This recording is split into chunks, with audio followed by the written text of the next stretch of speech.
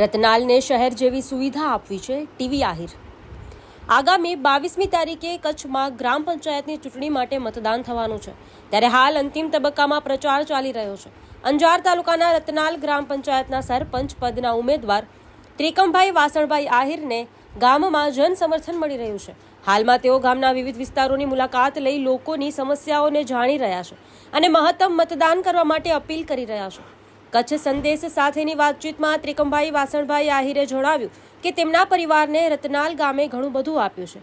પિતા વાસણભાઈ 20 વર્ષ સુધી ગામના સરપંચ રહ્યા અને રાજ્યમંત્રી સુધી રાજકીય સેવા આપી છે, ત્યારે ગામનું ઋણ ચૂકવવા માટે તેઓ સરપંચની ચૂંટણી લડી રહ્યા છે। ખાસ કરીને હાલ વિવિધ શેરીઓમાં મુલાકાત દરમિયાન ગામમાં જૂની ગટર હોવાથી ગટર તેમજ પાણીની સમસ્યાઓ સામે આવી રહી છે। સરપંચ બનતા જ તમામ પ્રકારની ખૂટતી કડીઓ નિવારવા સાથે ગામને શહેર જેવી સુવિધાઓ આપવાની નેમ છે। ભુજ અને અંજાર વચ્ચે આવતા રતનાલ ગામને વિકાસથી ભરપૂર કરી શહેર જેવી સુવિધાઓ અપાવવાની નેમ સાથે આગળ વધી રહ્યા છે। વિવિધ વિસ્તારોમાં લોકો તરફથી પણ સમર્થન મળી રહ્યું હોવાનું જણાવ્યું હતું। આગામી 22મી તારીખે મહત્તમ મતદાન માટે અપીલ કરી હતી।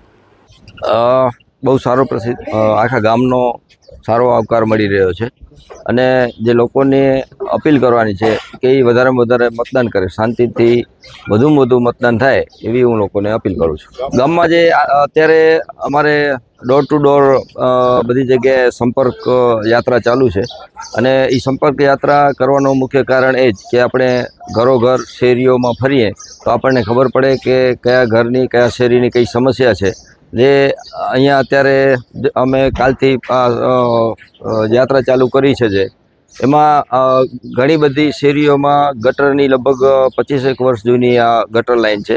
એના આપ જાણો છો કે 25 વર્ષમાં કેટલી વસ્તી વધી ગઈ હશે।